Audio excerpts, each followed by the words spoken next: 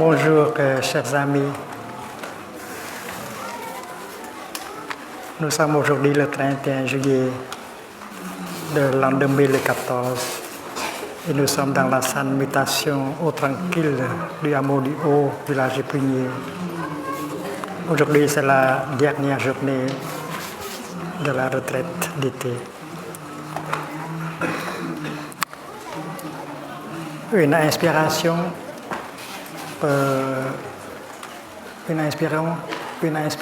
faite dans la pleine conscience peut nous procurer beaucoup de bonheur.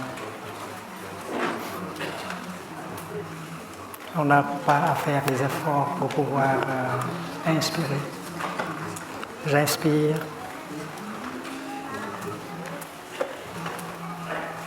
Je sais que j'ai un corps physique. Notre corps physique est une merveille. C'est un chef-d'œuvre du cosmos. Et quand on fait une inspiration, on se rend compte du fait que l'on a un corps. Et on ramène l'esprit vers le corps.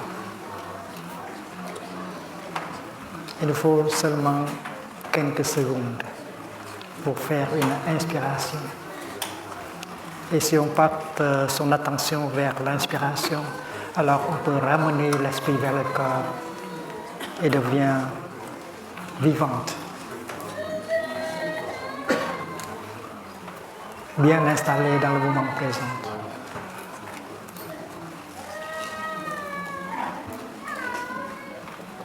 C'est l'unité de corps et d'esprit.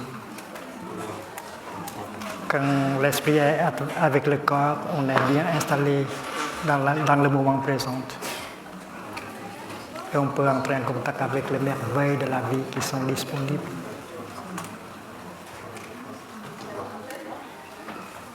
Les merveilles de la vie qui ont le pouvoir de nous guérir et de nous nourrir.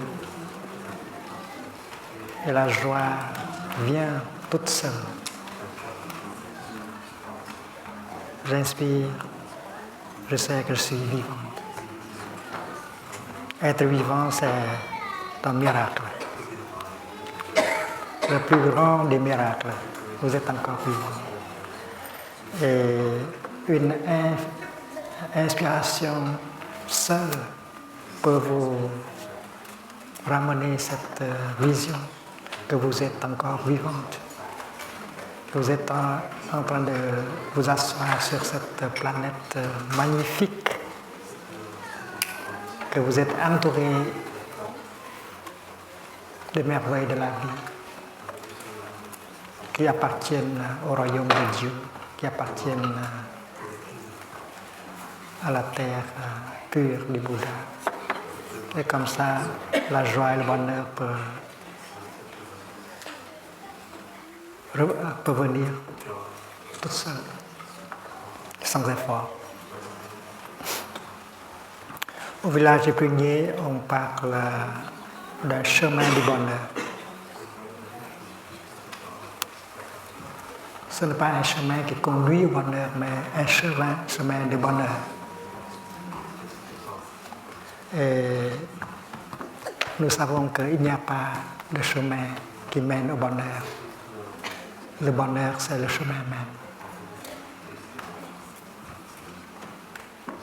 Et nous avons un chemin à parcourir. Et chaque pas fait sur ce chemin, ça nous rapporte du bonheur, de la joie tout de suite. Il n'y a pas de différence entre le moyen et la fin. Aujourd'hui, nous allons méditer un peu sur la notion de l'être et du non-être, de la naissance, de la mort. Et cette méditation est la base du bonheur quotidien, praticable. Le chemin du bonheur, ça commence avec la vue juste, comme vous le savez déjà. La vue juste.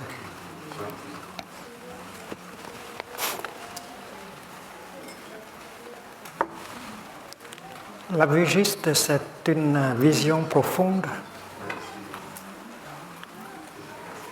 de la réalité intime. On a des perceptions erronées sur soi-même, sur le monde, alors on souffre. C'est parce que la perception erronée est à la base de toute souffrance, de toute discrimination. Donc il faut une vue juste pour pouvoir ne plus souffrir. La vue juste est la base de la pensée juste. Avec la vue juste, on peut produire des pensées justes.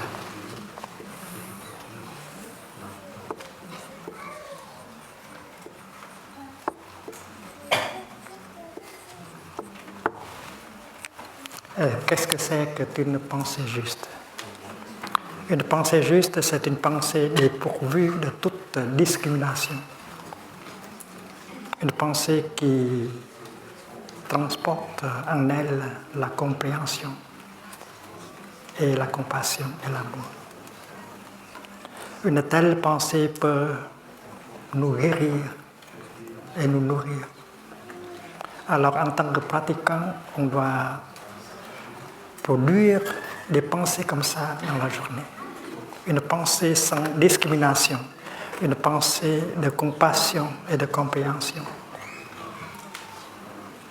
Et votre pensée porte votre signature. Si vous produisez une pensée de haine, de colère, de discrimination, cette pensée aussi porte votre signature. Et vous êtes responsable de cette pensée.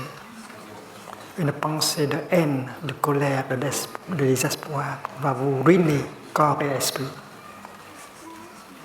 Et va ruiner le monde.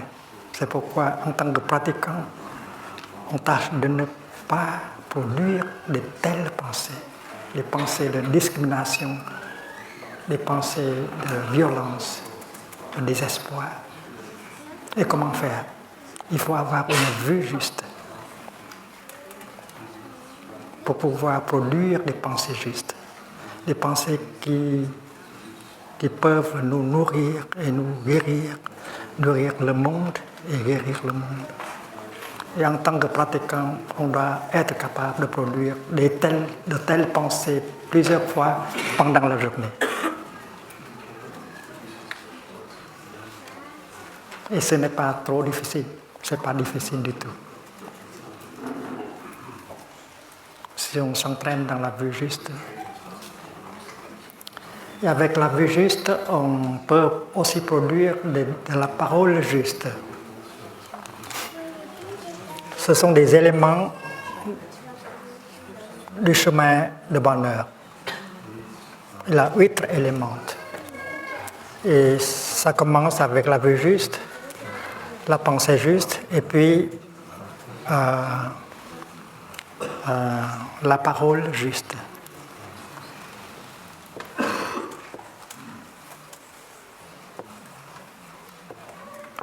Ce que vous dites là, s'il y a de la non-discrimination, s'il y a de la compréhension et de l'amour, ça vous fait du bien tout de suite.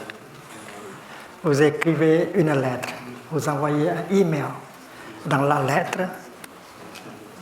il y a de la compréhension, il y a de la compréhension, il y a de l'amour. Il n'y a pas de discrimination. Ce que vous dites là peut vous nourrir, peut vous faire beaucoup de bien. Et ça va aider l'autre personne qui reçoit, qui écoute, qui vous écoute. Et cette parole douce peut sauver notre relation, peut renouer les liens, peut restaurer la communication, peut ramener la réconciliation. Une parole juste peut beaucoup faire. La paix est une chose possible avec la parole juste, la parole aimante, la parole sans discrimination. Et puis il y a l'acte, l'action juste.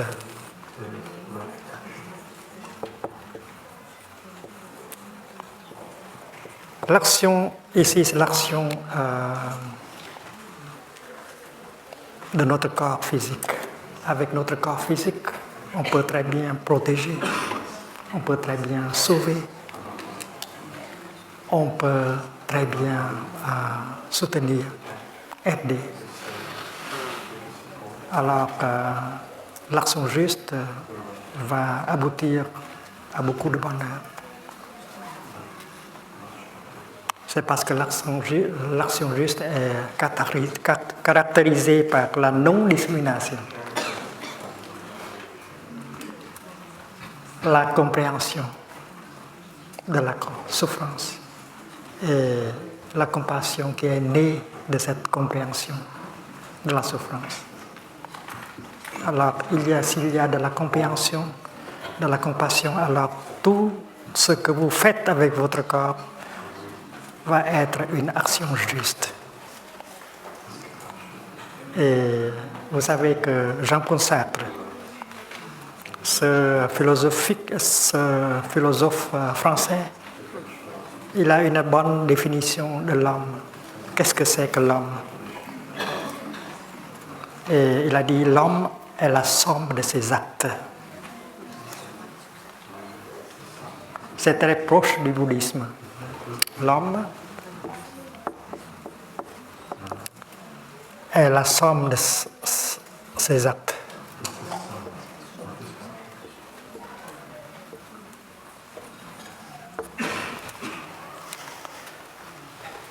La pensée, c'est déjà une action. Avec une pensée, on peut se détruire, on peut détruire la vie des autres. Une pensée de violence et de désespoir peut pousser quelqu'un à tuer, à se suicider. Donc une pensée, c'est déjà l'action. Et l'action en sanskrit, c'est karma. Karma, c'est le mot sanskrit pour action. Nghiệp. Et quand vous pensez, vous agissez. C'est l'action déjà. La pensée, c'est une action. Et l'action, cette action, cette pensée porte votre signature. C'est vous qui avez produit cette action. Cette parole, la parole est aussi déjà une action. Et bien sûr que les actions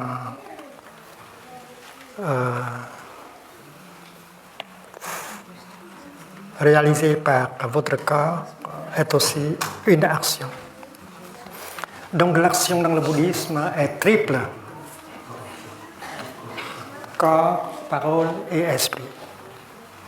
Et quand tous les trois sont réunis dans la pleine conscience, dans la concentration, il y a de la vue juste. Et comme ça, l'action sera bonne. Et on peut assurer une bonne continuation. Quand votre corps est dissolu,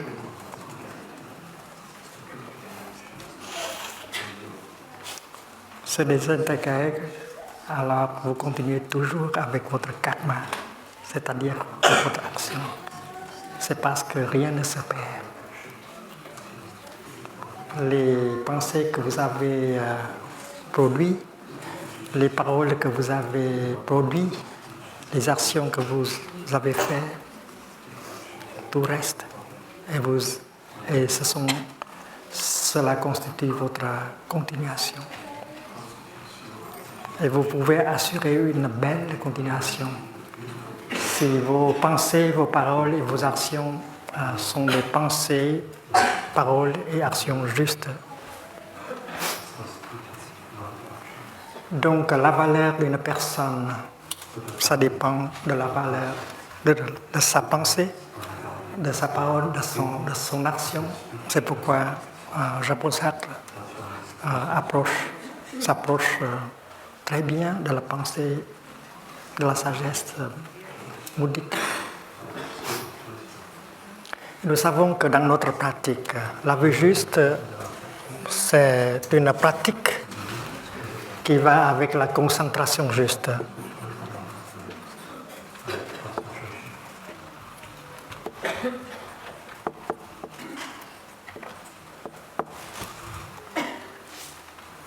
Et la concentration juste va en pair avec la pleine conscience juste.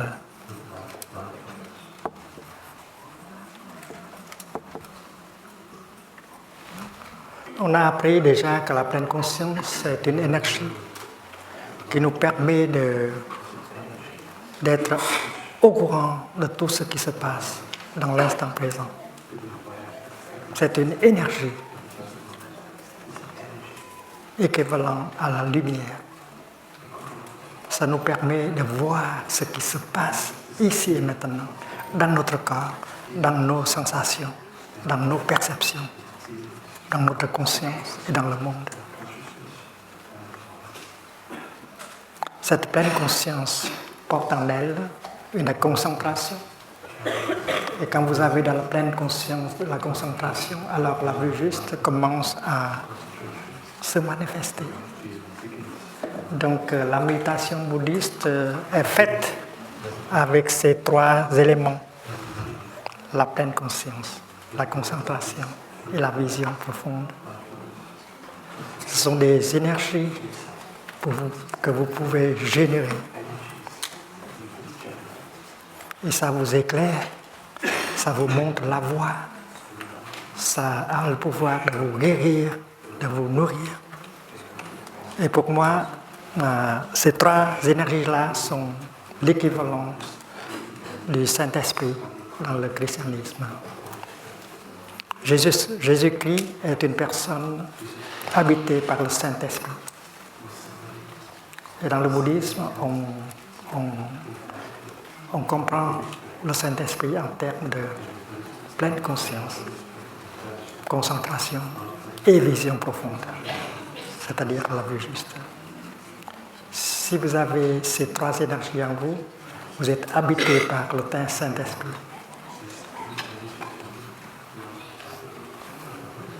Nous avons déjà 6 éléments du chemin noble, du chemin du bonheur.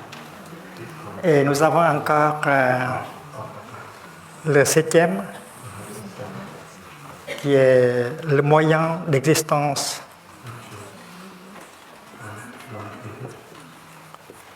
Le moyen d'existence juste. Vous gagnez votre vie en telle manière que cela va en pair avec la vie juste. Une carrière, une profession, un travail qui ne nuit pas au monde, qui n'a pas de discrimination, qui est caractérisé par la compréhension et la compassion. Alors si vous avez un moyen d'existence juste comme ça, alors vous pouvez vous exprimer votre amour, votre compassion, votre compréhension. Vous avez beaucoup de chance si vous avez un moyen d'existence juste. Et ceci va avec l'action juste, bien sûr, la parole juste et la pensée juste. Et nous savons déjà que quand vous regardez dans l'un des éléments du chemin, vous pouvez voir tous les autres éléments. Et le 8e, c'est la diligence. Diligence juste.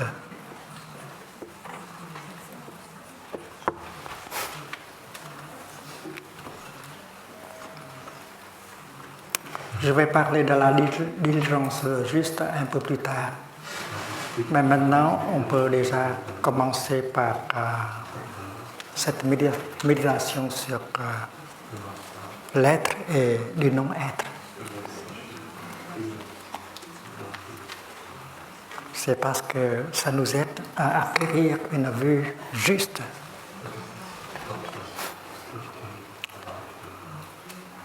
Ce que nous devons faire attention maintenant, c'est que parmi les 8 éléments du chemin de bonheur, chaque élément porte en soi-même la présence de l'autre 7. C'est le principe de l'inter-être. L'inter-être. L'inter-être est aussi une vue juste.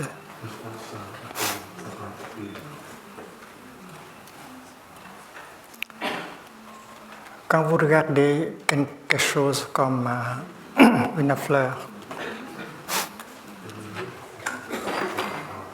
si vous avez le temps pour regarder, si vous êtes concentré, si vous êtes en pleine conscience, alors vous allez découvrir des choses.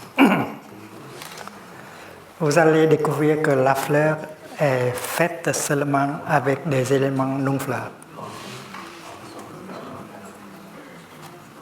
Comme le soleil. Le soleil n'est pas une fleur. C'est un élément non-fleur, indispensable à la fleur. S'il n'y a pas de soleil, il n'y a pas de fleur. Un nuage. Le nuage existe dans la fleur. Vous savez très bien que sans nuage, il n'y aura pas de pluie, il n'y aura pas de fleurs. Vous n'avez pas à être un poète pour voir un nuage qui flotte dans la fleur. C'est un élément non-fleur indispensable à la fleur de se manifester. Donc, on regarde en profondeur dans la fleur et on voit que la fleur est faite uniquement des éléments non-fleurs. Si on enlève les éléments non-fleurs, la fleur n'existe plus. Et c'est logique. Ce n'est pas difficile du tout. La fleur ne peut pas exister par elle-même. Elle doit coexister avec tout le cosmos. Il n'y a pas de soi séparé. Il n'y a pas d'existence séparée. Et on peut dire que la fleur ne peut pas exister par soi-même. Elle doit coexister avec les autres éléments du cosmos. Et le verbe être n'est pas assez clair pour exprimer la vérité. Il faut un autre verbe et nous avons le verbe inter-être. La fleur ne peut pas être par soi-même. La fleur doit inter-être avec nous tous.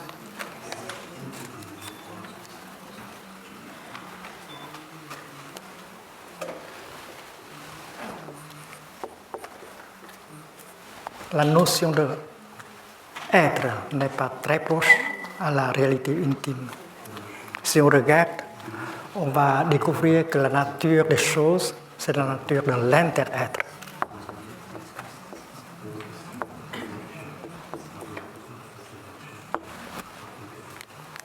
Supposons que nous regardons ce marqueur et nous voyons la gauche et la droite. Est-ce que la gauche peut exister sans la droite? Non. Vous essayez d'éliminer la droite. Vous pouvez utiliser un couteau et couper, mais tout de suite, la droite apparaît à ce côté. Donc, la gauche et la droite, la gauche ne peut pas être par soi-même. Elle doit inter-être avec la droite.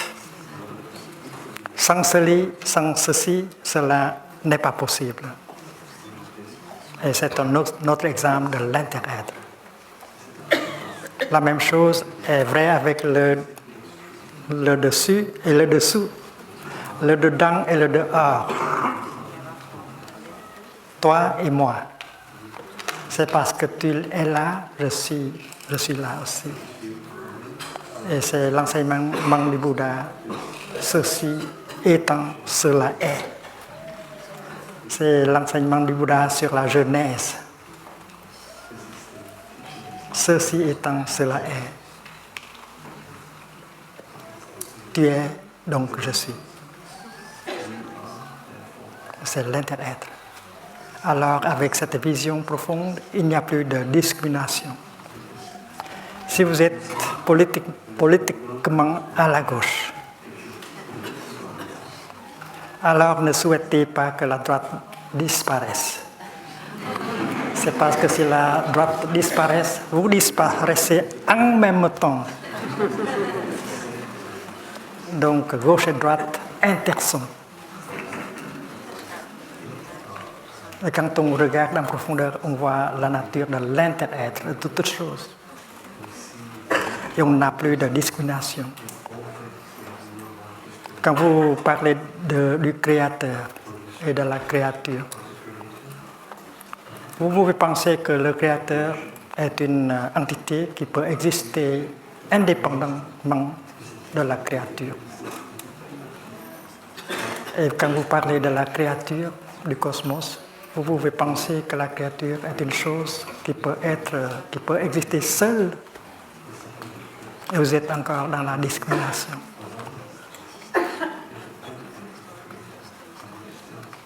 Comme la gauche et la droite, on ne peut pas enlever le créateur de la créature. Et on ne peut pas enlever la créature du créateur.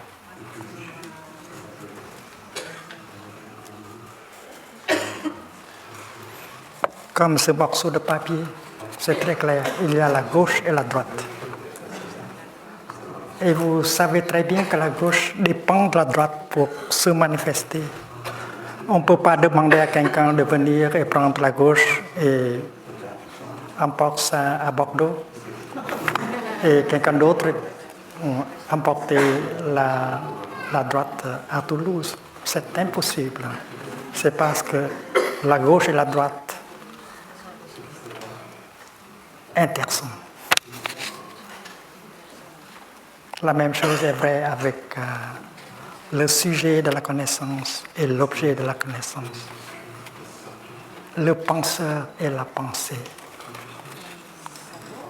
Donc la vue juste, c'est une vue libre de toute discrimination. Non seulement discrimination entre les noirs et les blancs, les riches et les pauvres, mais la discrimination entre le sujet et l'objet, la gauche et la droite, l'homme et l'environnement. L'homme est fait avec des éléments non-hommes. Et si on enlève les éléments non-hommes, l'homme n'existe plus. Je vais dessiner une ligne droite, de gauche à droite. C'est une méditation collective que nous faisons. Cette ligne droite représente le temps.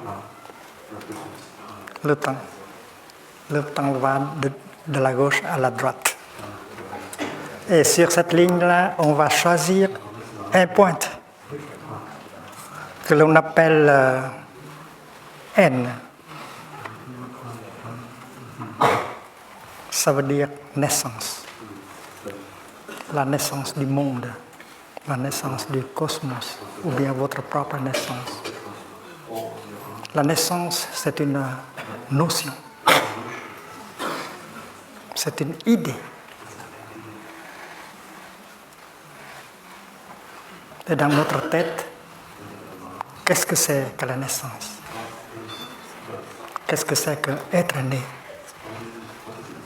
Et notre manière de penser, c'est que être né, c'est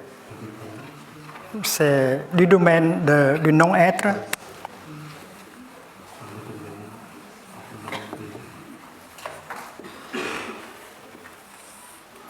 On passe au domaine de l'être.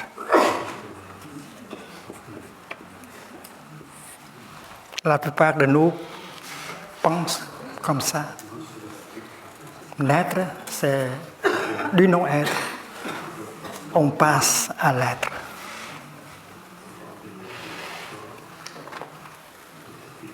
Et dans le bouddhisme, on dit que ce n'est pas de la pensée juste, ce n'est pas de la vue juste. Cette définition de la naissance.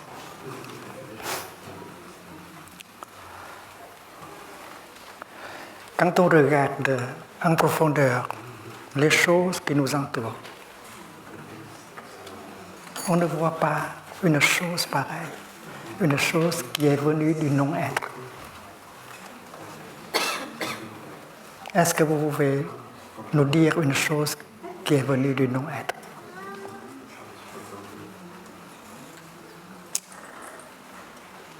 Le soleil, la lune, un nuage, tout cela, ils ne sont pas venus du non-être.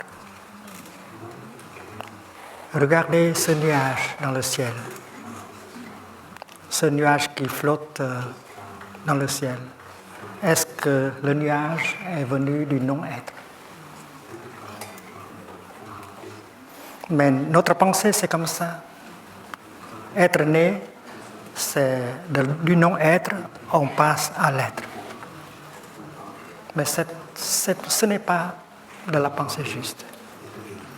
Avant de se manifester comme nuage, le nuage a été déjà là en forme de océan, de lumière, de la chaleur. Le nuage ne vient pas du néant, du vide. Le nuage, c'est une continuation de quelque chose. C'est la continuation de l'eau dans l'océan et de la chaleur générée par le soleil. Donc le nuage a une vie passée, une vie antérieure. Et la forme du nuage est seulement la vie présente. Alors la naissance est une idée fausse. La naissance est seulement une continuation sous une autre forme.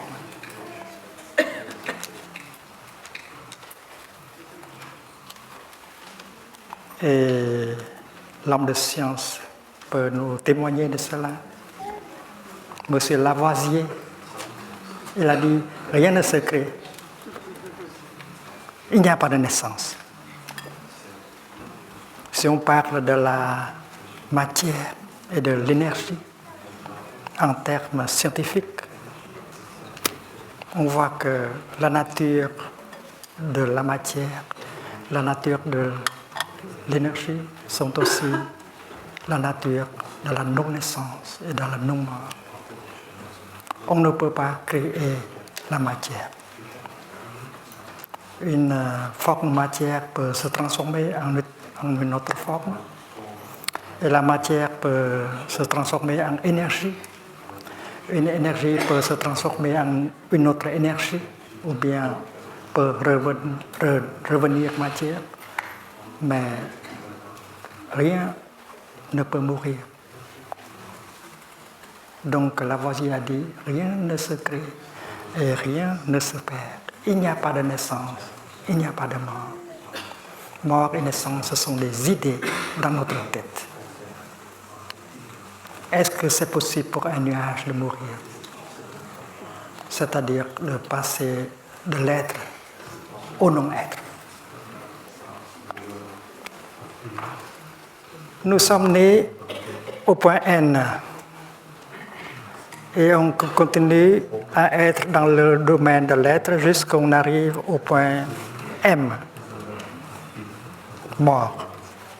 Et au point M, on cesse d'être et on commence à réentrer dans le domaine du non-être.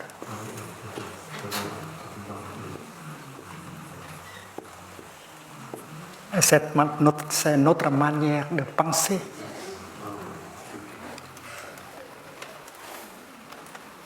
Et la plupart de nous pensent comme ça.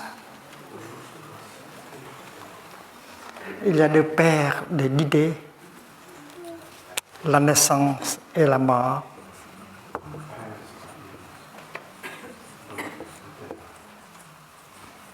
L'être et le non-être. Et avec la méditation profonde, on peut pouvoir enlever ces notions-là. C'est parce que ces notions-là sont à la base de la peur, de la souffrance. La vraie nature de la réalité intime, c'est la nature de la non-naissance, de la non-mort.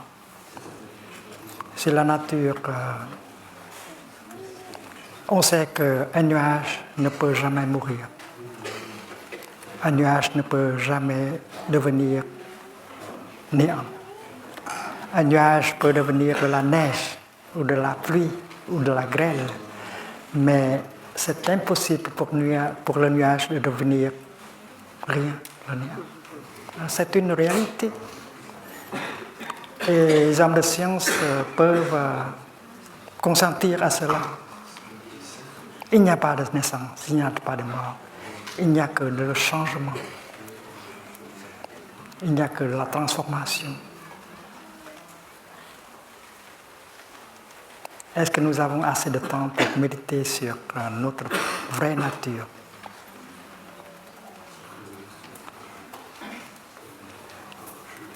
Et quand nous parvenons à toucher notre propre vraie nature, alors on va perdre toutes sortes de discriminations et de peur. Donc, quand on regarde les choses en profondeur, on peut toucher la nature de la non-naissance, de la non-mort, et on peut aussi transcender le nom de l'idée d'être et du non-être. Dans cette boîte d'allumettes, il y a des allumettes. Et on peut penser à la flamme. On ne voit pas la flamme, n'est-ce pas? Mais on ne peut pas qualifier la flamme comme non existante. Est-ce que la flamme appartient au domaine du non-être maintenant? La flamme se cache quelque part. Elle n'appartient pas au domaine du non-être. La flamme s'est cachée dans les conditions qui peuvent aider la flamme à se manifester, n'est-ce pas? Donc, si on qualifie flamme comme non existante, c'est pas vrai. On peut parler à la flamme. Ma chère petite flamme, je sais que tu es là quelque part. Je le sais, tu te caches. Tu joues le jeu de cache-cache. Alors, montre-toi, manifeste-toi. Et on peut entendre la voix de la flamme. Cher Thầy, cher Sangha, je suis prête à me manifester. Toutes les conditions sont suffisantes, sauf une. C'est le geste de votre doigt. Je suis déjà dans mes conditions. Les conditions de ma manifestation sont non seulement dans la boîte, mais hors de la boîte. Par exemple, l'oxygène. L'oxygène est essentiel pour ma manifestation. Alors, il y a de l'oxygène. Maintenant, il me faut une dernière condition, c'est-à-dire un geste de votre doigt. Alors, avec mes doigts, je vais m'offrir comme une dernière condition pour que notre flamme puisse se manifester. Voilà. Et maintenant, on veut qualifier la flamme comme existante. on pense que la flamme maintenant est entrée dans le domaine de l'être. Avant ça, elle appartient au domaine du non-être. La flamme continue. C'est parce qu'il y a encore des conditions pour la continuation de la flamme. Mais un petit moment après, elle va disparaître.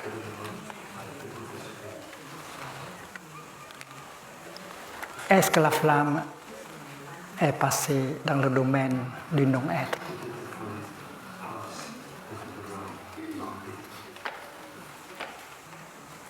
La flamme se manifeste quand les conditions sont suffisantes. Et la flamme cesse sa manifestation quand les conditions ne sont plus suffisantes. Et quand les conditions sont suffisantes, elle se manifeste encore et encore et encore. Donc, les conditions sont indispensables à la manifestation. Donc, le mot manifestation est meilleur que le mot naissance. Le mot continuation aussi. Donc, la mort d'un nuage, ce n'est pas vraiment une mort. Le nuage se transforme simplement en pluie. Donc cette mort est plutôt une transformation, une continuation. Donc la naissance est une continuation. La mort, c'est une continuation. Alors quand vous célébrez votre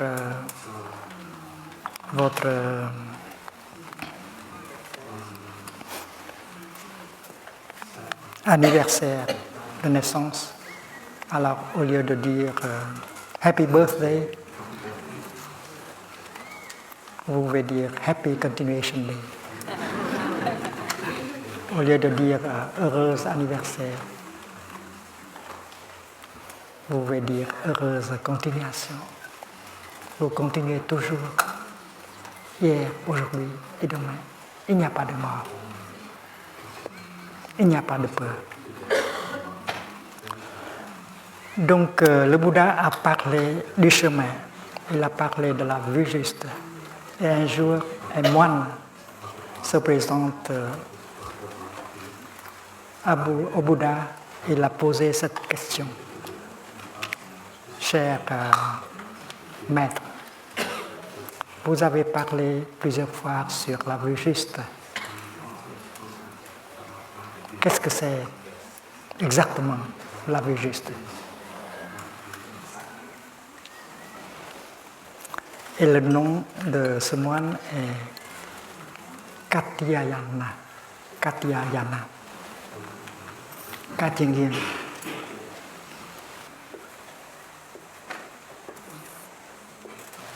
Et cette conversation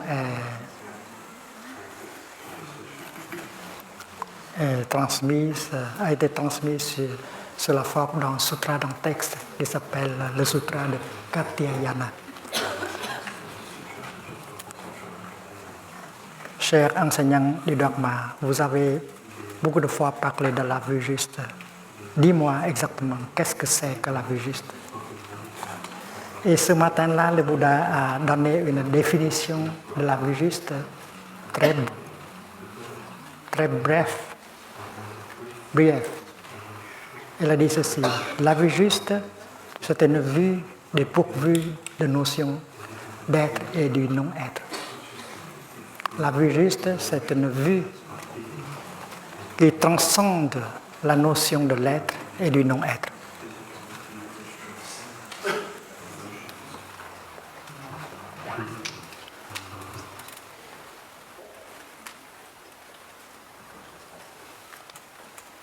Et si vous pouvez transcender la notion de l'être et du non-être, vous pouvez transcender aussi en même temps la notion de naissance et la mort. Et vous êtes libre.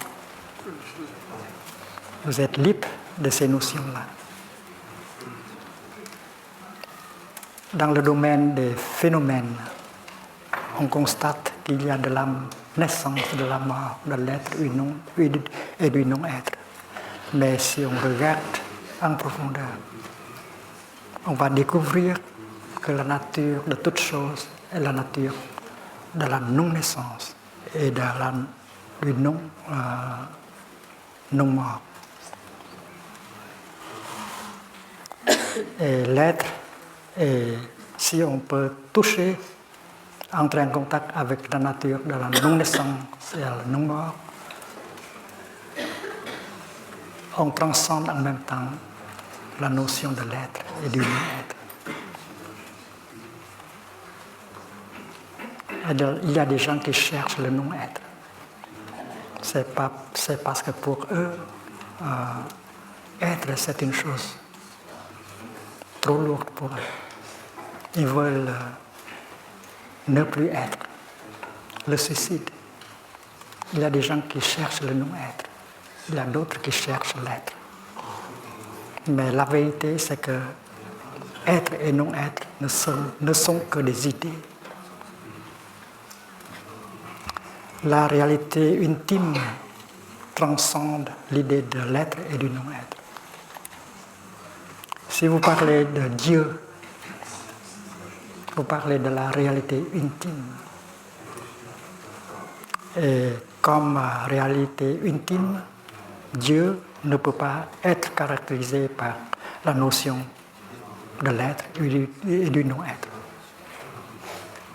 Il y a des théologiens qui décrivent Dieu comme la base, la fondation de l'être. Comme Paul Tillich,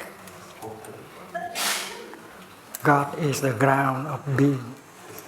Dieu, c'est la fondation de l'être. Pour moi, cette définition est fausse. Ça ne va pas. C'est parce que si Dieu est la fondation de l'être, qui sera la fondation du non-être? Dieu, la réalité intime, est libre de toute notion, y compris la notion de l'être et du non-être. To be or not to be, that is not the question.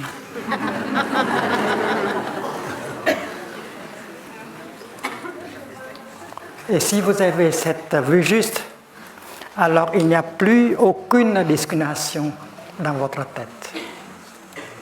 Vous avez touché la réalité intime et comme ça, il n'y a plus de distinction entre l'objet, le sujet, créateur, créature, gauche, droite, toi et moi. Nous intersommes. On ne peut pas exister par soi-même. On ne peut pas être par soi-même. On doit interêtre avec tout. Et le mot interêtre peut nous secourir, peut nous aider à sortir de l'idée être. Le mot interêtre peut nous aider à enlever le mot être et le mot non-être en même temps. Et c'est pourquoi vivre en pleine conscience et dans la concentration solidifie la vue juste. Avec la vue juste, alors on peut produire des pensées justes, de la parole juste, de l'action juste, qui peuvent nous nourrir, nous guérir et guérir le monde. Beaucoup d'entre nous ont reçu les 5 entraînements à la pleine conscience. Et nous avons un entraînement sur la parole juste. C'est le 4e entraînement à la pleine conscience. C'est la pratique sur l'écoute profonde, l'écoute compassionnée et la parole aimante. Et si vous avez cette vue juste, vous voyez que votre partenaire n'est pas une entité séparée de vous-même. Dans une relation comme ça, dans une vraie bonne relation, vous et votre partenaire, vous n'êtes pas deux entités séparées. Sa douleur, sa souffrance est votre souffrance, votre douleur. Votre bonheur, c'est son bonheur. Dans une relation aimante, il n'y a plus de douleur, de souffrance individuelle. Il n'y a plus de bonheur individuel. C'est parce que s'il souffre, alors ce sera impossible pour vous de ne pas souffrir. Si vous avez du bonheur, alors il aura du bonheur aussi. Donc, dans une relation comme père et fils, mère et fille, partenaire et partenaire, si vous avez la vue juste, alors il n'y a plus de discrimination. La souffrance et le bonheur ne sont pas des choses individuelles. Si vous faites quelque chose pour lui donner du bonheur, de la joie, vous le faites pour vous en même temps. Donc c'est la vue juste et ça aboutit à la pensée juste et la parole juste. Vous avez constaté qu'il y a de la souffrance en lui ou en elle, dans votre partenaire. Et vous n'avez pas eu beaucoup de temps pour pouvoir écouter et regarder en profondeur afin de pouvoir comprendre cette souffrance en lui ou en elle. Vous êtes trop occupé. Et de temps en temps, cette personne vous fait souffrir. Et la communication devient de plus en plus difficile. Et vous ne pouvez vous parler plus, vous ne pouvez vous regarder plus comme au commencement. Il n'y a plus de bonne communication. Alors tous les deux souffrent. Alors le quatrième entraînement à la pleine conscience, c'est utiliser l'écoute profonde et la parole aimante afin de pouvoir restaurer la communication et réconcilier avec lui, avec elle. Il faut une vue juste. Vous pensez que vous seul souffrez. Lui, elle, il ne souffre pas. Ce n'est pas vrai. La vérité est que si vous souffrez, il souffre aussi en même temps. Et si il souffre, vous souffrez en même temps. C'est la vue juste. Donc, si vous avez le temps, vous pouvez pratiquer la respiration consciente pour revenir à vous-même. Et vous avez le temps pour regarder et écouter. Et vous pouvez pratiquer comme ceci. Chérie, je sais que tu as souffert beaucoup pendant les dernières années. C'est la parole aimante, la parole juste. Chérie, je sais que dans les dernières années, tu as beaucoup souffert. Je n'ai pas pu t'aider à souffrir moins. En fait, j'ai réagi en telle sorte qui t'a fait souffrir, qui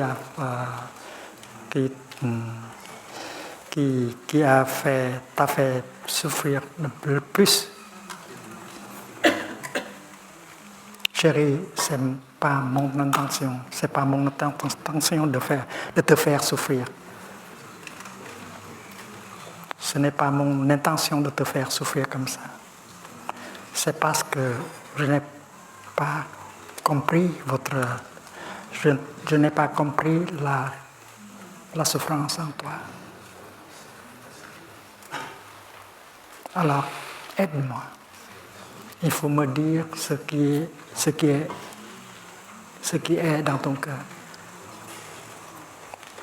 Ta souffrance, tes difficultés. Il faut que tu m'aides. j'ai réagi de telle sorte, c'est parce que je n'ai pas compris la souffrance en toi. Alors il faut vraiment m'aider. Il faut me dire ce qui est dans ton cœur, ta souffrance, tes difficultés. Et parler comme ça, c'est utiliser le langage, la parole aimante. Et vous pouvez le faire si vous avez de la vue juste. La vue juste, c'est cette personne, elle souffre aussi. La vue juste, c'est que cette personne a beaucoup de souffrance en elle et elle n'a pas la capacité de gérer sa souffrance. C'est pourquoi elle continue à être victime de sa propre souffrance et c'est pourquoi elle fait souffrir les autres autour d'elle. C'est la vue juste. Et quand vous avez vu cette souffrance et a compris cette souffrance-là, la colère tombe en vous. La compassion est née et vous pouvez utiliser la parole aimante. C'est le mécanisme. Il faut regarder, il faut reconnaître la souffrance dans l'autre personne. Il faut comprendre cette souffrance. Et cette compréhension de la souffrance va faire naître la compassion. Et vous avez l'intention de dire quelque chose ou de faire quelque chose pour aider l'autre personne à souffrir moins. Ça veut dire que la compassion est déjà née dans votre cœur. Et quand la compassion est là dans votre cœur, vous souffrez bien moins. Vous ne souffrez plus. La compassion vous pousse à dire quelque chose, à faire quelque chose pour aider l'autre personne à souffrir moins. C'est la parole juste. C'est l'écoute profonde. Et il suffit quelques jours de pratique pour pouvoir utiliser la parole aimante comme ça et écouter avec compassion comme cela. Une ou deux séances de l'écoute peuvent déjà restaurer la communication et ramener la réconciliation. Vous savez que dans les retraites de pleine conscience que nous avons offertes un peu partout dans le monde,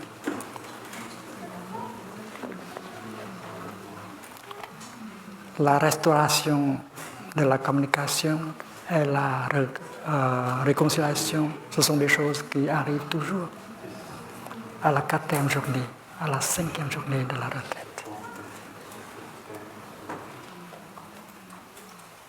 Pendant les premières journées, on pratique la pleine conscience de la respiration, de la marche. On se calme le corps et l'esprit. On se met en contact avec les merveilles de la vie. Et 4e journée, on commence à écouter la souffrance en soi-même. Quelles sont les racines de cette souffrance en moi? Et si on peut écouter sa propre souffrance, on va pouvoir écouter la souffrance de l'autre et comprendre la souffrance dans l'autre personne.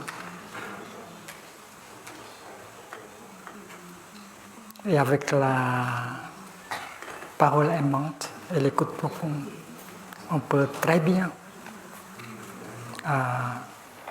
renouer les liens, restaurer la communication et réconcilier avec l'autre personne. La plupart des personnes qui sont venues ne sont pas bouddhistes. Ils sont d'origine chrétienne, juive, etc. Mais ils pratiquent très bien.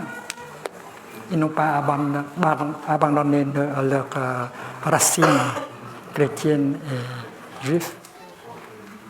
Et la pratique du 4e entraînement à la pleine conscience les aide énormément. Le miracle de la réconciliation arrive toujours à la 4e, 5e journée de la retraite. Même si l'autre personne n'est pas là, on peut très bien réconcilier avec l'autre personne qui est à la maison avec l'aide d'un portable. Et beaucoup d'amis ont rapporté qu'ils ont eu du succès en utilisant le portable pour pouvoir écouter et pratiquer la parole aimante. Il ne faut pas laisser les choses traîner comme ça. Avec cette pratique, on peut trancher, on peut transformer, on peut renouer les liens, on peut réconcilier. La diligence juste, c'est une pratique très agréable. Pas facile du tout, et ça apporte beaucoup de bien dans quelques heures.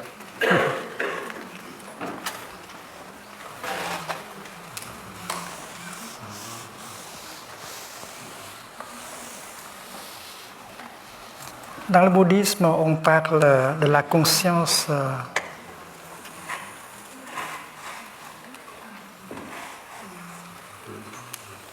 en termes de semences. Les semences, les graines. Il y a une couche au-dessous de la conscience qui s'appelle le tréfonds.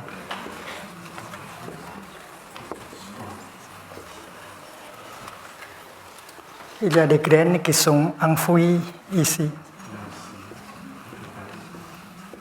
dans la profondeur de notre conscience de tréfonds.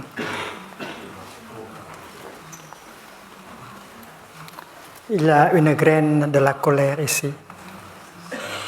Il y a une graine de la compassion ici. Toutes sortes de graines, bonnes et mauvaises. Il y a une graine du paradis, une graine de l'enfer dans notre tréfonds. C'est comme un poste de télévision. À vous de choisir la chaîne. Vous pouvez choisir l'enfer ou bien le paradis. Ça vient du tréfonds. Ça ne vient pas ailleurs. Donc, ici, la graine s'appelle un bija. Bija. C'est un mot sanskrit qui veut dire semence, graine, chủng tử.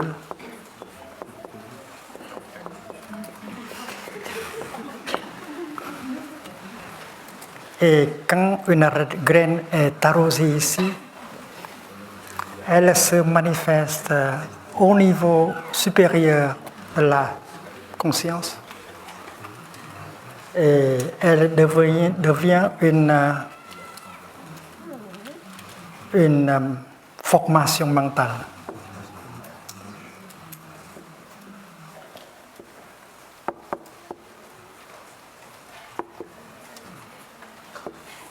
Une chitta samskara.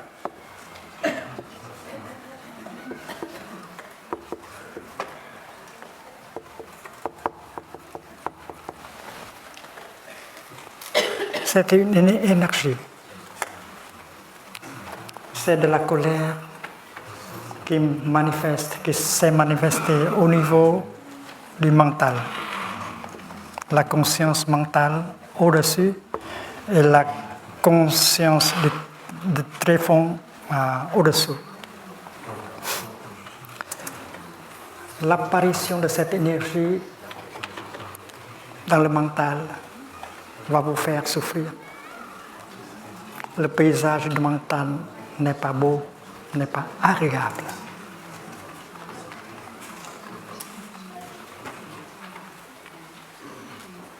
Et c'est pourquoi la pratique de la diligence, c'est de ne pas donner une chance aux mauvaises graines de se manifester. Nous avons tous des graines négatives comme ça, le désespoir, la violence, la colère, la jalousie. Nous tous, y compris le Bouddha. C'est parce que le Bouddha est un être vivant comme nous tous. Il a toutes sortes de graines, mais il sait comment gérer ces graines. Alors,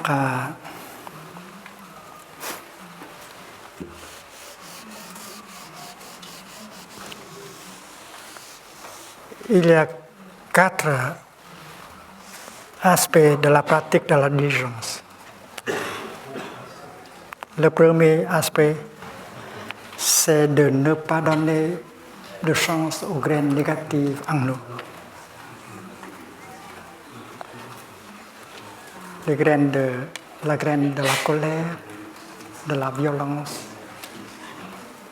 de la jalousie, du désespoir, de la solitude, des choses comme ça. Alors il faut négocier avec votre partenaire ou avec votre papa, votre fils, votre fille, votre maman. C'est parce que vous voulez une bonne relation. Alors il faut signer un contrat de paix, de bonheur avec lui, avec elle. Chérie, tu sais très bien que j'ai des mauvaises graines en moi. J'ai une graine de jalousie. J'ai une graine de colère. Et si tu arroses chaque jour ces graines-là, je vais souffrir beaucoup. Et comme je souffre, tu ne peux pas être heureuse. C'est une chose simple. Alors je me promets que je n'arrose pas ces graines en moi-même. Et je tâche de ne pas arroser ces graines en toi. Est-ce que tu es d'accord de faire la même chose? Promets-moi de ne pas arroser ces graines en toi et ne pas arroser ces graines en moi. C'est un pacte, un accord de paix et de bonheur. Il faut parler à lui, à elle. Il faut négocier. Il faut une pratique collective. Deuxièmement, s'il arrive qu'une mauvaise graine s'est déjà manifestée dans le mental, qu'est-ce qu'on doit faire?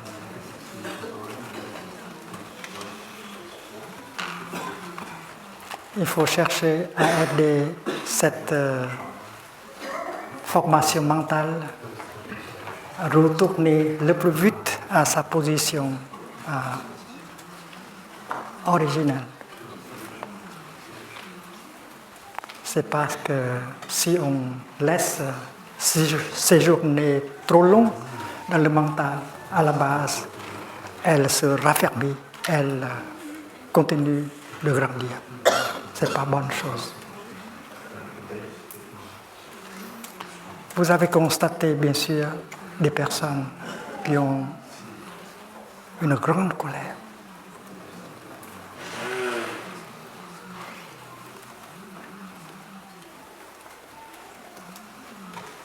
Il y a des années, il n'était pas comme ça. Sa colère n'était pas assez grande comme aujourd'hui. Pourquoi? C'est parce que cette graine de colère a été arrosée par lui et par ses amis pendant une dizaine d'années. C'est pourquoi il faut faire très attention. Il ne faut pas se laisser arroser cette graine de colère en nous et dans la personne que nous aimons. Et si il arrive que cette graine se manifeste, alors il faut chercher à aider cette formation mentale à retourner le plus vite possible dans sa position avant. Et comment? Et le Bouddha nous a proposé beaucoup de méthodes. Et la plus facile, peut-être, c'est éviter une bonne graine à se manifester. Une graine de nature opposée. C'est parce que si vous avez une graine de colère, vous avez aussi une graine de compassion. Tout le monde a une graine de compassion. Le Bouddha en a et nous tous, nous avons une graine de compassion. C'est de la bonne nouvelle. C'est la vérité. Vous avez la nature de Bouddha en vous. Donc le pratiquant, quand il constate que la colère est là, il peut inviter la graine de compassion à se manifester. Et la compassion est antidote de la colère. La compassion est née parce que vous avez vu la souffrance. Vous avez compris la souffrance. Donc la compassion est chose possible.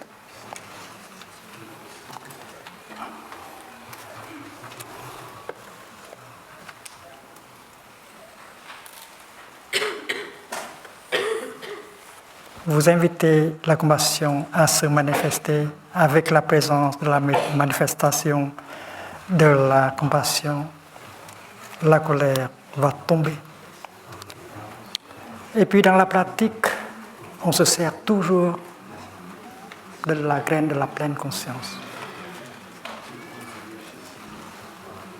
Nous avons une graine de pleine conscience, une graine de concentration, une graine de vue juste. La sagesse est en nous. La vision profonde est en nous. L'éveil est en nous. Donc, c'est possible d'inviter ces graines à se manifester ici, à votre secours. C'est possible pour un pratiquant. Donc, la pleine conscience, c'est quoi? C'est une énergie qu'il peut reconnaître et embrasser. Si vous invitez la pleine conscience à se manifester en faisant une inspiration, une expiration dans la pleine conscience, ou la marche dans la pleine conscience, vous avez cette énergie pour reconnaître et embrasser la colère, la douleur. Bonjour, ma colère. Je sais que tu es là. Je vais prendre bien soin de toi. Et c'est la voie de la pleine conscience. Il n'y a pas de lutte, il n'y a pas de combat entre la pleine conscience et la colère et la souffrance. Il a seulement une énergie qui reconnaît et qui embrasse doucement l'autre énergie, comme une maman avec beaucoup de tendresse qui porte son bébé dans ses deux bras. Alors il faut apprendre à embrasser sa douleur, son désespoir, sa colère. Hier, nous avons parlé aux enfants à propos de cela. Embrasser cette solitude, cette colère, ce désespoir.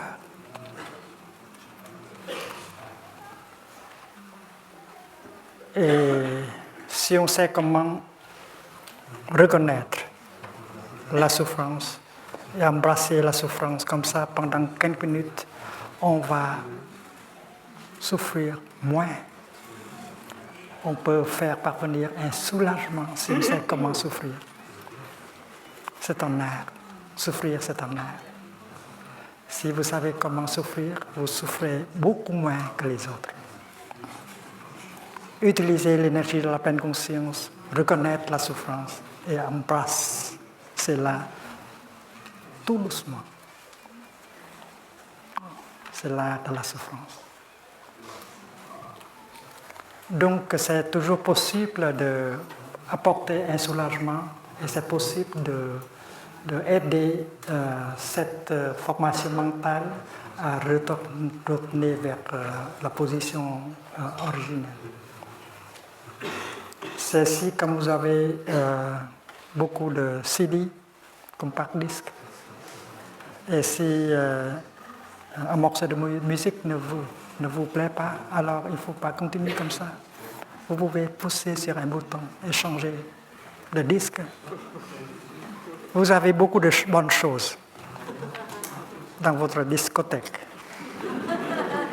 Pourquoi continuer à souffrir avec ce morceau de musique? Vous avez de bonnes choses dans votre tréfonds, la compassion, la joie, l'espoir. Alors il faut inviter les invités à se manifester ici. C'est un art.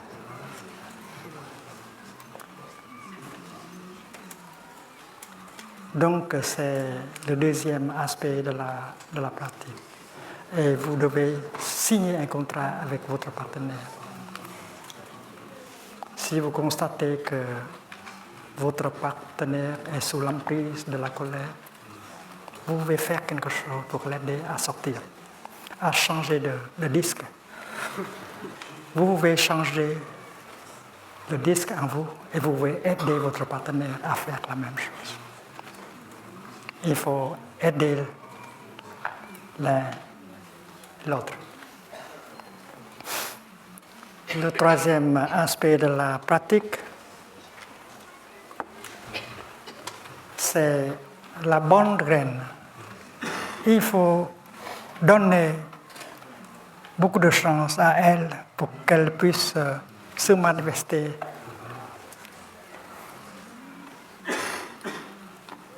le plus souvent possible.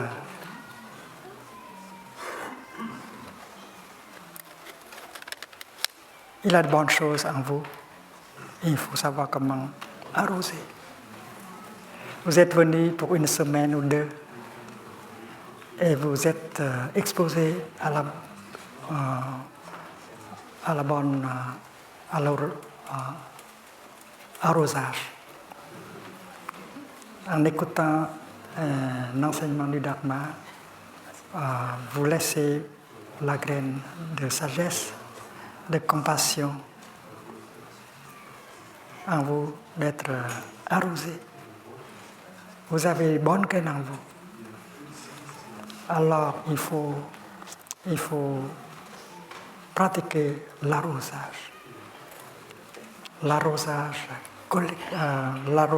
sélectif. Il ne faut pas arroser les mauvaises graines. Il faut arroser les bonnes graines en vous et dans l'autre personne. C'est un art. Et l'effet peut venir très vite. 15 minutes d'arrosage peut déjà transformer une personne. C'est parce que vous avez le pouvoir de faire manifester les bonnes choses dans cette personne-là. Et c'est vous qui allez profiter de cela. Ça marche très bien et ça marche vite aussi, l'arrosage. Je me souviens un jour, un couple qui vient de Bordeaux. Et pendant l'enseignement, j'ai constaté que la dame pleure tout le temps.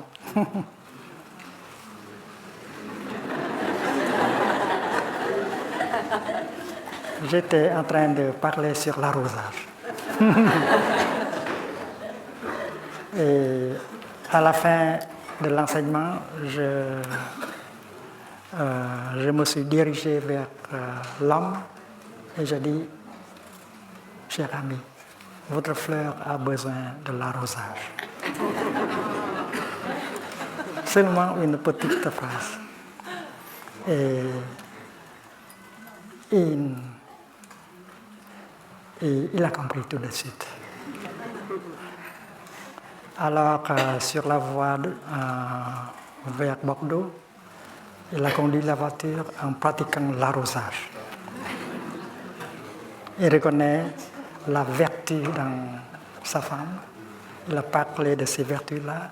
Et quand ils sont arrivés à la maison, elle est complètement transformée. C'est pas comme le matin, quand ils quittaient leur maison. Les enfants ont beaucoup de surprises. Parce qu'elle s'épanouit comme une fleur maintenant. L'arrosage, ça marche. Ça marche bien. Ça ne prend pas beaucoup de temps. Alors il faut apprendre l'art d'arroser. Alors il faut donner beaucoup de chance à la bonne graine, les bonnes graines à se manifester. Et ça va rendre le paysage mental joli, beau. C'est pour votre bonheur et le bonheur de votre partenaire. Et quatrièmement, si une bonne graine est déjà manifestée ici, au niveau du mental, cherchez à la garder le plus longtemps possible. C'est parce que si cette bonne graine manifestée en formation mentale et reste longtemps ici, elle a une chance de se développer et de grandir à la base. Il faut de l'art. Il faut garder le bonheur. Que la joie demeure. Que la joie reste. Et vous faites cela pour vous, et vous faites cela pour elle, l'autre personne. Alors la diligence, juste c'est comme ça. Arroser les graines, les bonnes graines. Ne pas arroser les mauvaises graines. Vous faites cela pour vous, et vous faites cela pour la personne que vous aimez. Et vous savez très bien qu'un élément du chemin contient en elle les autres éléments. Et si vous regardez la pleine conscience et vous ne voyez pas les autres éléments, alors vous n'avez pas vu vraiment la pleine conscience. Comme si vous regardez la fleur de lotus et si vous n'avez pas vu la boue dans la fleur de lotus, vous n'avez pas encore vu la fleur de lotus.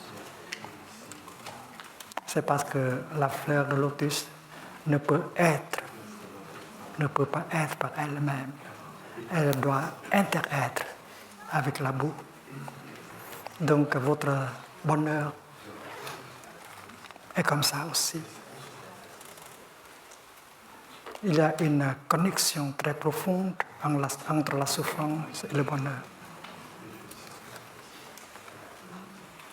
Et vous savez quelque chose.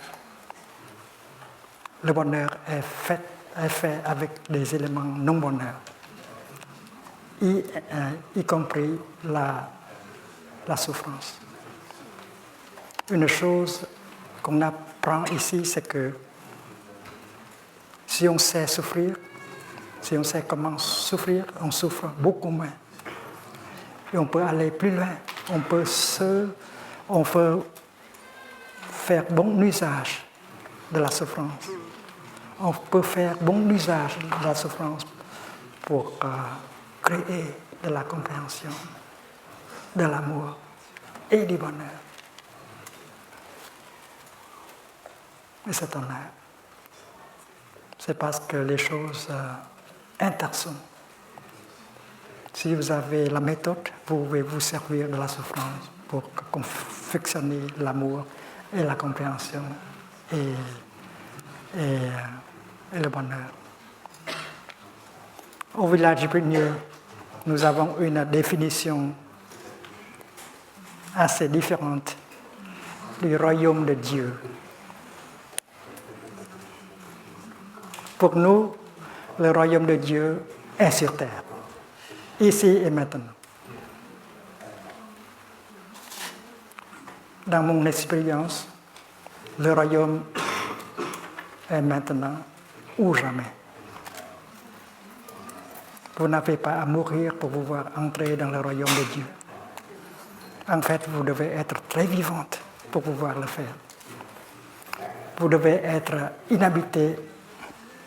habité par la pleine conscience, par la vue juste, pour la concentration. Et avec un seul pas, vous pouvez déjà entrer dans le royaume de Dieu. Pour moi, le royaume de Dieu est disponible ici et maintenant même.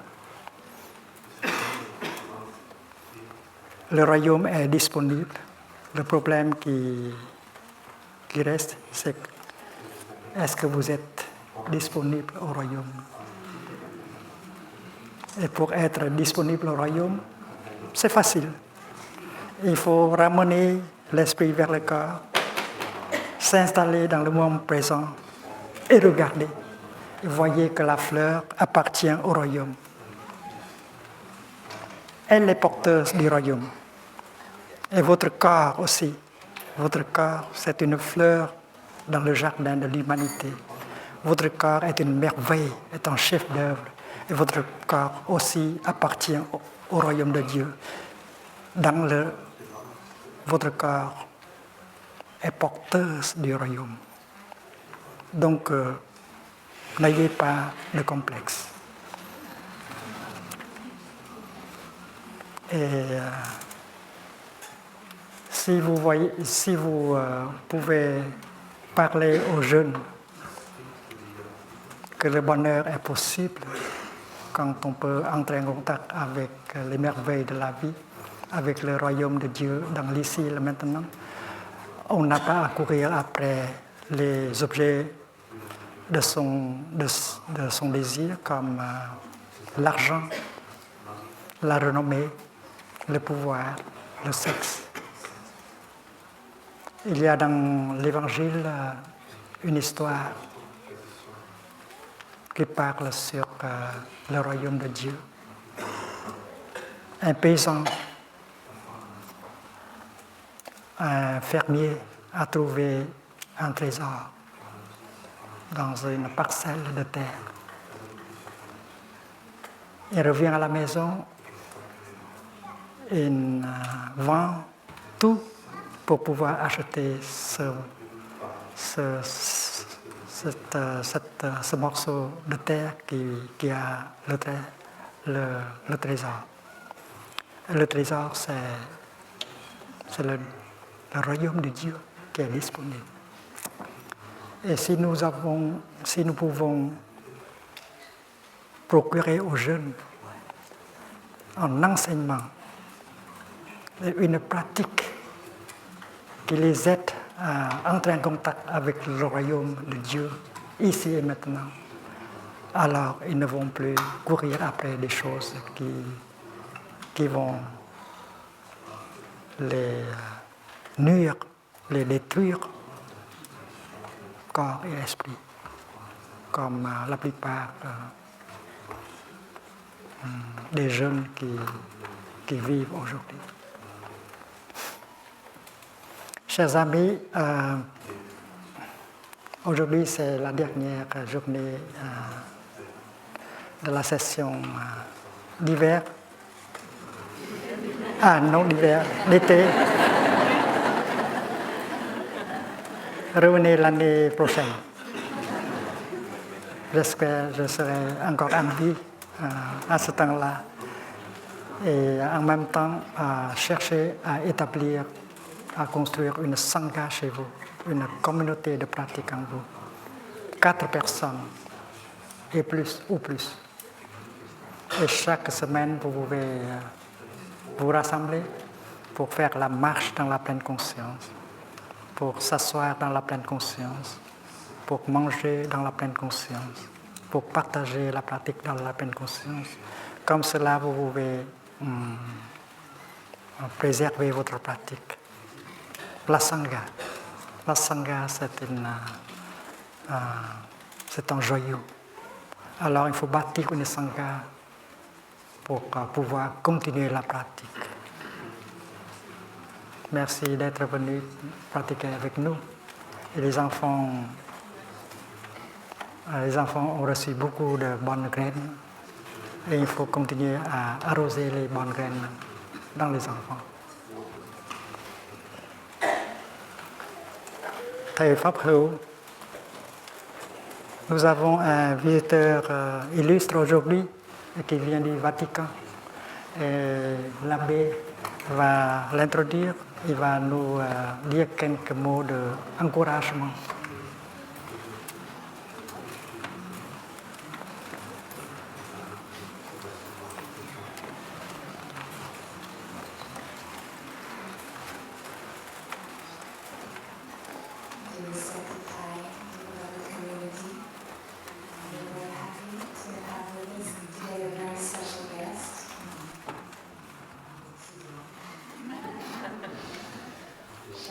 Chère communauté,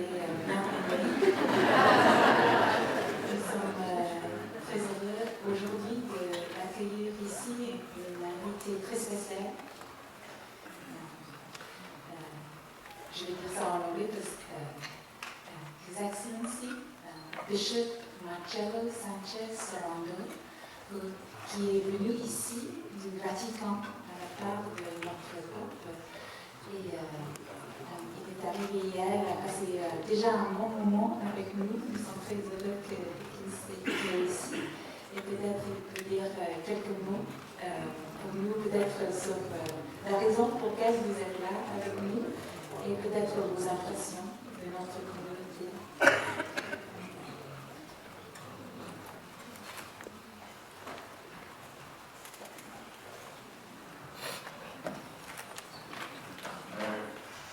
C'est bien. Alors, je suis venu, excusez-moi, mon français, c'est pas bon. Quand même, je cherche mes communiqués. J'ai participé à ces magnifiques méditations et naturellement, ce sont beaucoup de choses qui nous sont complètement d'accord. Et je suis professeur de philosophie, alors je ne veux pas entrer à la question de l'être et de non-être. C'est mon sujet. J'admirais beaucoup la synthèse qu'a fait moi. Et naturellement, la part des éthiques sont complètement d'accord. Et nous suivons l'éthique qui commence avec les Grecs, mais qui dépend aussi de la tradition orientale. Nous savons aujourd'hui qu'Aristote a copié beaucoup de Bouddha. Alors, finalement, ce sont différentes formes de devenir parfait et de vivre la félicité, de chercher, de bien vivre et de bien vivre, pas seulement avec soi-même, avec un vertu que nous pouvons entendre comme quelque chose de personnel. J'admirais beaucoup cette notion d'entre-être. Alors, c'est du commencement qui indique une dimension sociale. C'est l'amitié, c'est la justice, vous voyez. Toute la parole juste était tous les différents cercles. Juste, voix juste, pensée juste, parole juste, action juste, existence juste, diligence juste, grande conscience. Et alors, ça sort la différence des justes et des choses qui n'en sont pas justes. Et sur ces sujets, je suis libre, justement. Et je suis venu, évidemment, avec une mission, et je vois aussi que vous m'ajoutez pour réaliser ces missions difficiles. Parce que, vous voyez, quand a été choisi le pape François, et il a reçu l'Académie, je suis le chancelier de l'Académie des sciences sociales du Vatican. Et immédiatement a reçu l'Académie, a fait le salut à tous les membres de l'Académie. Les académiciens ont été très contents. Il a envoyé un lettre pour lui dire la nation à part était si gentille. Les montants, nous l'avons demandé, c'est vous qui nous étudions quelques sujets concrets de l'Académie. Immédiatement, dans les mêmes enveloppes, le pape a dit Marcelo, c'est moi, et je suis de la même cité, je le connais bien, l'Argentine. Et je vois que vous étudiez l'Académie, les nouvelles formes d'esclavage, c'est-à-dire les travaux forcés, la prostitution et la vente d'organes. Et alors, il a dit, merci, Francisco. Et nous avons fait une réunion des comités de l'Académie. Pour dire la vérité, la présidente, à ce moment, il n'évolue pas. Il a dit, ça c'est un sujet très compliqué, c'est pas pour nous. Alors je dis, la science sociale, c'est l'étude de l'esclavage, qu'est-ce que c'est la science sociale? Et à la fin,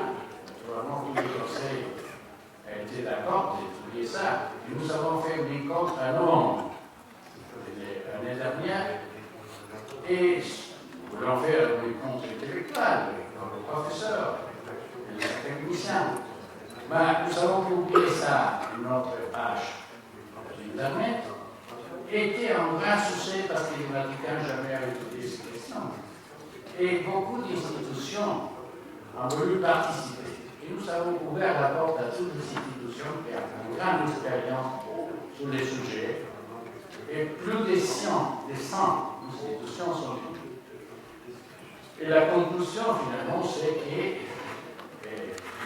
les chiffres sont terribles parce qu'ils sont plus de 20 millions de personnes aujourd'hui dans le monde global qui justement n'a pas l'action juste, la parole juste, les pensées justes, parce qu'ils vivent en situation d'esclavage.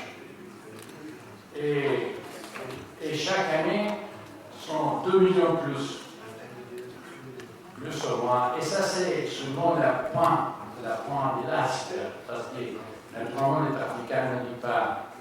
Alors, il était au monde global une situation, justement, des espaces qui ne sont pas contrôlés pour les différents États, parce que nous n'avons pas une gouvernance internationale, comme le prouve la situation de Syrie ou des autres pays, où les trafiquants, au contraire, contrôlent et à profit, avec la drogue, avec les autres choses, d'utiliser l'argent pour gagner souvent de l'argent, spécialement les cas de travail forcé et des victimes de travail forcé que nous connaissons. Nous avons fait notre rencontre avec des victimes et de la prostitution. Alors, en définitive, après cet encontre, nous avons décidé de dire et de chercher de trouver une autre catégorie de crimes contre l'humanité. Nous disons que ces nouvelles formes d'esclavage sont des crimes contre l'humanité. Et ça, c'est une formule que c'est pas, c'est une formule, nous pouvons dire, de l'anthropologie, mais ce n'est pas une formule juridique, parce qu'il était considéré comme tel, au ce moment, entre les catégories du crime contre l'humanité. Mais pourquoi c'est nécessaire de faire ça? Parce qu'au contraire, toutes les autres lois ont des prescriptions. Alors, si vous, après 10 années, trouvez des trafiquants, et c'est prescrit les faits. Alors, c'est inutile pour les prendre. Alors, nous avons besoin de nouveaux instruments de déclarer ça. Et des participants à notre pôle, particulièrement, nous avons vu 4 évêques de l'Église anglicane, et nous avons aussi des autres personnes qui avaient fait avant nous une institution contre ce type de choses, ont voulu que nous fassions un nouveau RET, que nous appelons Global Freedom Network, pour avoir une réaction globale contre ce phénomène des nouveaux formes d'esclavage. Et un des propos de ça, naturellement, alors, nous voulons, et le premier moment, nous avons eu une représentante du monde de l'économie qui s'appelle André Forest, et un représentant de l'Église anglicane, qui était l'évêque de Canterbury, qui c'est l'évêque, je ne me rappelle pas ce moment mais quand même, Morson, et un représentant de Saint-Père, c'est moi. Et après, nous avons eu aussi un représentant des musulmans, et qui était les grands imams à la Sarre d'Égypte. Mais ce sont des représentants. Alors, le premier propos, c'est de réunir les deux des licences, et c'est la date de la libération de l'esclavage en Amérique, de réunir une représentante des plus importantes religions et des traditions religieuses qui aujourd'hui ont une importante influence de la culture globale, nous considérons qu'une de ces religions, c'est justement la religion bouddhiste, et on représentant aussi des religions hindouistes, et déjà nous savons la personne qui vient, c'est Ama. Probablement vous connaissez quelqu'un, c'est un personnage, sa femme qui était extraordinaire, qui a un charisme extraordinaire, et un des éléments arabes, et c'est le grand imam Al-Assad, notre chrétien, c'est le pape, et nous voulons faire venir aussi les grands représentants pour nous du bouddhisme aujourd'hui, et c'est les maîtres Thaï, et faire venir au Vatican les toutes les licences. Il a promis de signer des documents, mais pas venir. Alors je suis venu pour chercher des convaincre. Et j'ai trouvé que la solution c'est très facile parce qu'il a un avion direct vers Bordeaux. Et vers Bordeaux à Rome, et c'est 1h30. Et ce petit avion, c'est pas beaucoup de gens, et c'est chance. Alors je prie à vous-même d'aimer à lutter à combat.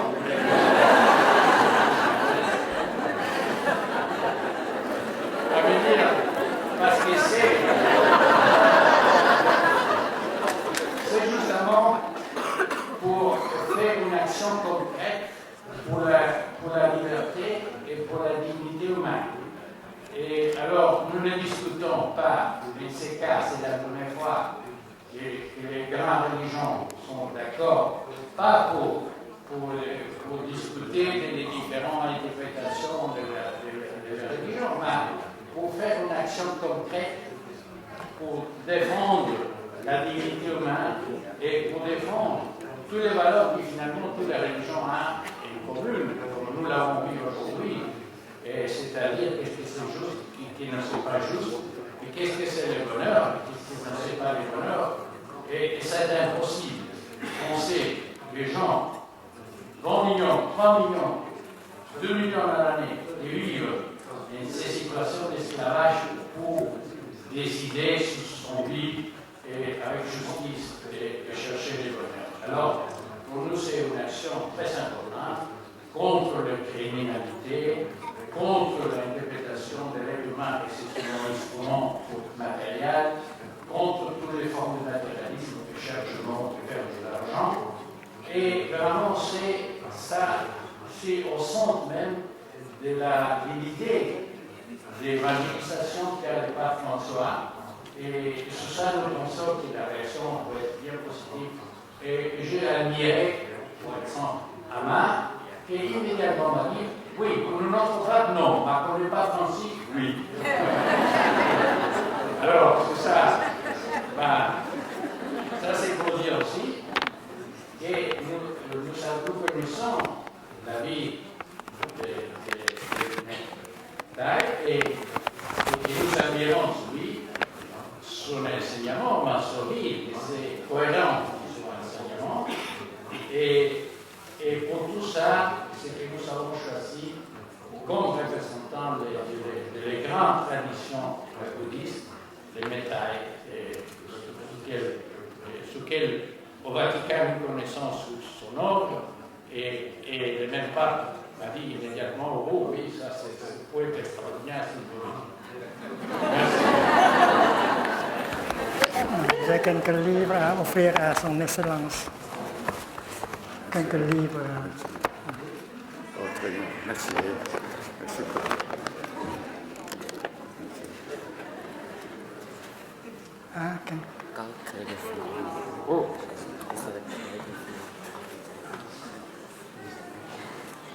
Merci. La paix est à chaque respiration. Merci. Je suis très heureux. Mais je veux votre personne, s'il est.